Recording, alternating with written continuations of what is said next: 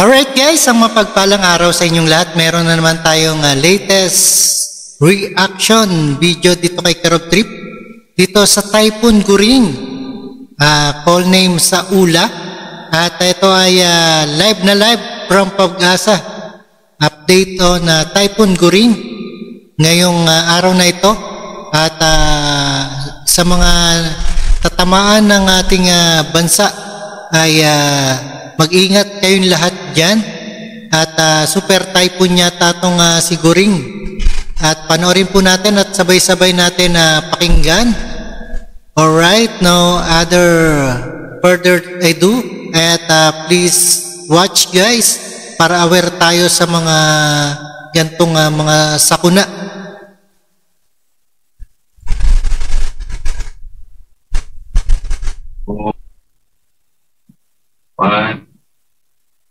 Magandang araw, narito ang latest update natin sa Bagyong Guring at sa pinag-ibayong habagat. So nagpalabas tayo ng Tropical Cyclone Bulletin nga ngayong alas 11 ng umaga para magbigay na update sa Bagyong Guring at weather advisory naman para sa habagat. So tingnan po natin yung mga iba't ibang weather system na nakaka-apekto sa ating bansa. Unahin natin yung Bagyong Guring, kaninang alas 10 ng umaga, nasa layong 155 kilometers ang layo, Silangan na Apari, Cagayan.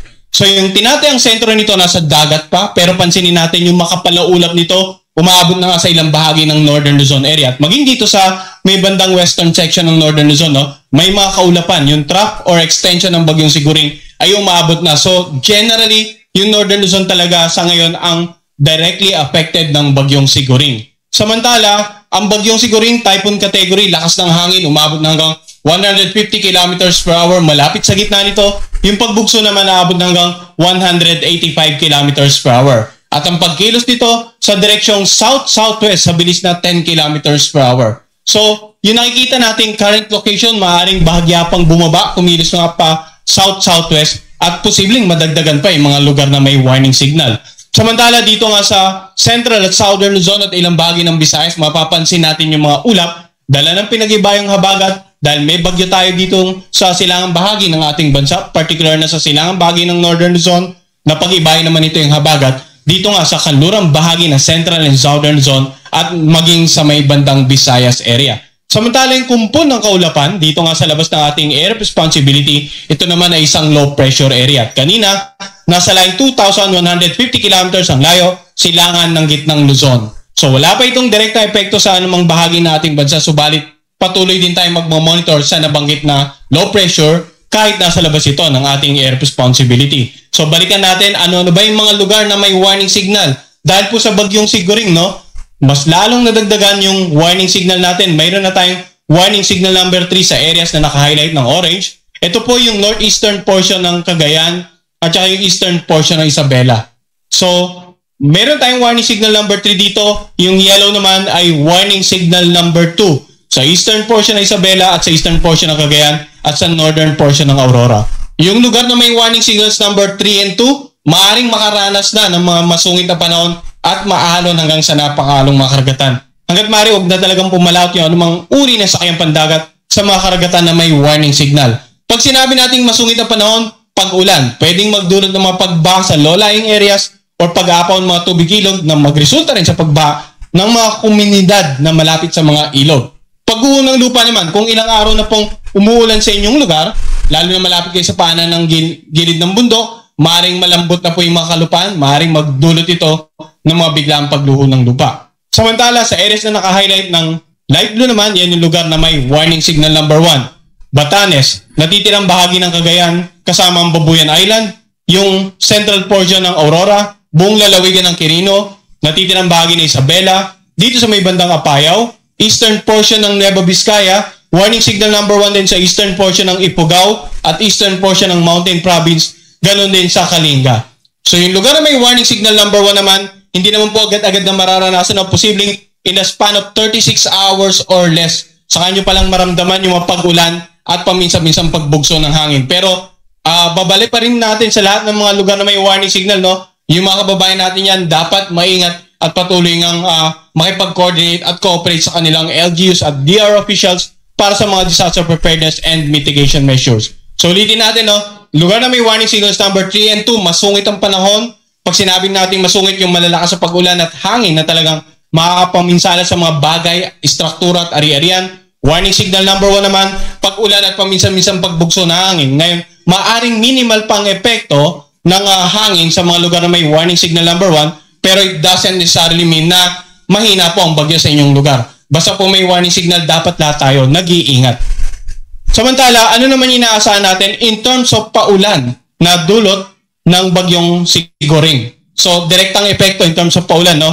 Wala naman tayo inaasahan ngayong araw hanggang bukas ng tanghali na matitinding pagulan ng more than 200 mm. Subalit, 100 to 200 mm eastern portion ng mainland Cagayan, eastern portion ng Isabela, habang 50 to 100 mm ito ang Babuyan Island, natitirang bahagi ng Cagayan at ng Isabela, northern portion ng Aurora, buong Cordillera Administrative Region at ng Ilocos Region. Samantala, bukas naman ng hapon hanggang sa Lunes ng hapon, paulan na dulot ni Goring mararamdaman sa eastern portion ng mainland Cagayan. Ganon din yung 50 to 100 mm of rain possible. Babuyan Island, natitirang bahagi ng Cagayan, eastern portion Isabela, northern portion ng Aurora, Cordillera Administrative Region at Ilocos Region.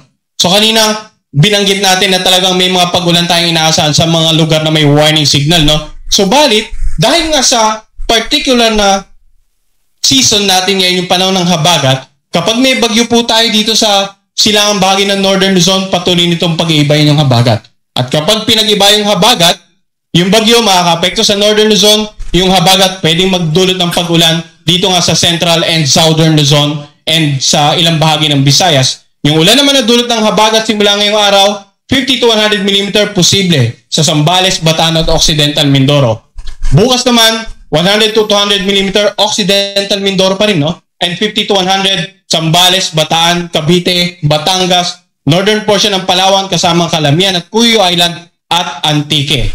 Samantala sa darating na Lunes, mayroon pa ring pag-ulan na 100 to 200 mm sa Occidental Mindoro, habang 50 to 100 mm of rains asahan pa rin sa Zambales, Bataan, Cavite, Batangas, Romblon, sa northern portion nga ng Palawan kasama ang Calamian at Cuyo Island, Antique, Guimaras at northwestern portion ng Aklan. So kung pagsasama-samahin natin yung forecast na paulan na dala ni Goring at yung forecast na paulan dahil sa pinag-ibayang habagat, para mas ma-visualize natin kung saan ang concentration, ito yung tinatayang paulan ngayong araw hanggang bukas, and then bukas hanggang sa darating na Lunes, pansinin natin, no? Paulan sa Northern Luzon area, minimal na paulan sa western section ng Central and Southern Luzon.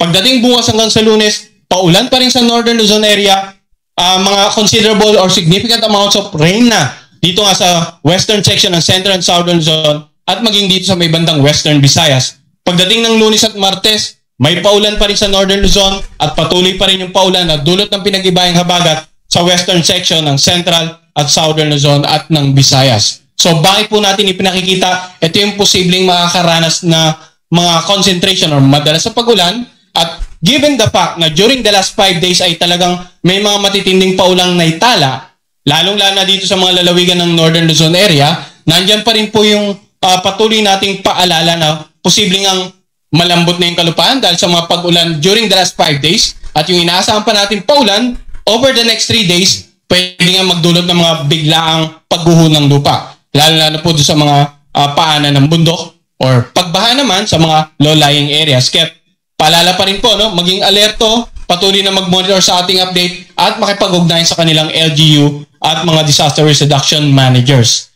Ngayon, tapos na tayo sa posibleng epekto ng ulan. Simulan naman natin ano yung epekto ng hangin. Kanina, binanggit natin yung lugar na may warning signals. Lahat po na may warning signals number 3 and 2, malalakas na hangin na pwedeng makasira ng mga bahay na gawa sa iba't ibang materyales. Lalong-lalo po yung mga bahay na gawa sa mga light materials, no? Yung mga gawa sa nipa, yung mga bahay kubo, lalong-lalo po sa kanayunan. Pwede rin makapagpatumba ng mga iba't ibang uri ng halaman, pwede makapagpatumba ng mga poste ng kuryente. So sa mga lugar po yan na may warning signals number 3 and 2. Sa lugar na may warning signal number 1 naman, yung hangin, although light, moderate to strong lamang, pwede rin magdulot ng mga minimal or to minor damages sa mga properties and some agricultural products, no?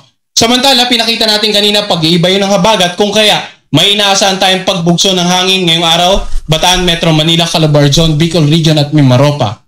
Bukas naman, aside from sa nabanggit nating lugar, mararamdaman na rin ang mga pagbugso-bugso ng hangin Visayas, Dinagat Island at Camiguin. Sa darating naman na Lunes, aside sa mga areas na to, may ilang bahagi na ng Zamboanga Peninsula po ay pwede rin makaranas ng mga pagbugso ng hangin. That is, dahil sa pinag-ibayang habagat ng bagyong si Goring. So, kung malakas ang hangin, meron tayong nakataas naman na gale warning. Of course, pag malakas ang hangin, magiging maalon ng mga karagatan. At sa ngayon, itong mga karagatan lamang sa paligid ng Batanes, Cagayan, Babuyan Island, Isabela at Aurora, ang inaasahan natin magiging maalon hanggang sa napakaalon. Hanggat maaari, huwag na pumalaot dito sa areas na to, yung mga kababayan nating mga isda at yung mga may maliit sa sasakyang pandagat. At generally sa mga lugar na may warning signals, lahat po ng sasakyang pandagat, lahat ng uri, hanggat maaari, huwag nang pumalaot. At asahan natin, no, na sa mga darating na araw, sa pinag-ibayang habagat at yung magiging pagkilos ng bagyong si Goring, posible pang madagdagan yung mga magiging maalong karagatan.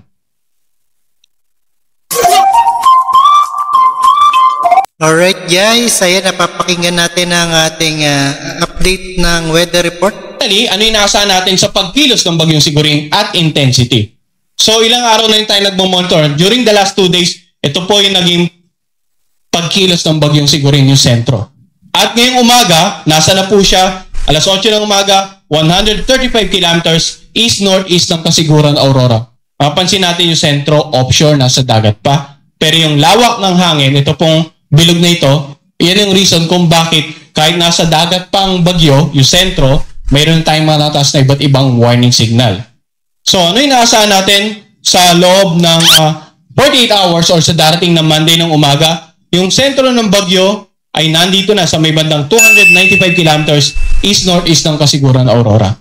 So mapapansin natin simula ngayong or kahapon hanggang ngayong umaga hanggang bukas ng umaga, halos patimog ang magiging pagkilos ng bagyong si Goring. So, it means, posible rin po na madagdagan pa yung mga lugar na may warning signal, lalong-lalo na sa silangang bahagi ng Northern and Central Luzon. At posible rin mababad sa paulan itong mga lalawigan sa silangang bahagi ng Northern and Central Luzon. Kaya't lahat po talaga kailangan mag-monitor, lalo-lalo na yung mga kababayan natin dito sa Northern and Central Luzon area. Now, pagdating ng linggo hanggang Lunes ng umaga, dahan-dahan itong liliko palayo ng ating bansa. Pero we're not ruling out the possibility na pwede pang mabago yung pagkilos nito. No? Pansinin din natin, mananatiling typhoon nito in the next 24 to possibly 36 hours. Malakas po ang kategorya nito, typhoon category. And then, pagdating ng matest ng umaga, mapapansin natin, kikilos ito, maglulup. Makikita natin yung pinakang forecast track, no? Nagloop ito at by Tuesday, nasa may bandang 310 kilometers na to, silangan ng Kalayaan, Cagayan. Pero, itong particular position na to, patuloy pa rin magpapaibayan ng habagat in the next 3 days. At sa darating naman ng Miyerkules, mapapansin natin, ay dahan-dahan itong kikilos patungo dito sa may bandang dulong Hilagang Luzon or sa southern part ng Taiwan, sa layong 85 kilometers east-northeast ng Itbay at Batanes. Samantala sa darating naman na Huwebes, makita natin na sa loob pa rin ito nating air responsibility, no? Or sa layong 250 kilometers north-northwest ng Itbay at Batanes. So itong forecast track natin ito, over the next 3 to 5 days, pwede pa rin magpaibayo ng habagat. At yung epekto ng habagat, mararamdaman sa mga lugar na Central and Southern Zone, maging sa ilang bahagi ng Visayas at Mindanao. Kaya kami po dito sa Pag-asa, patuloy ang pag-ipag-ugnayan natin sa mga partner agencies natin in terms of disaster preparedness and mitigation measures. Ilang araw na po tayong umate ng tinatawag nating pre-disaster risk assessment meeting with the government agencies na partner natin.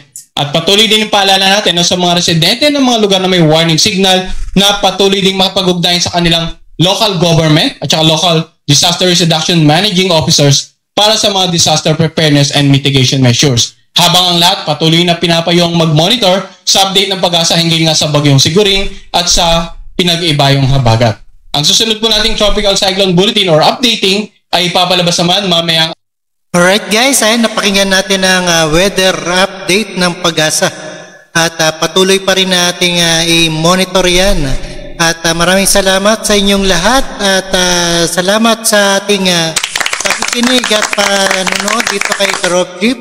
And don't forget to subscribe this channel para updated po tayo sa mga ganitong video at laging handa sa news.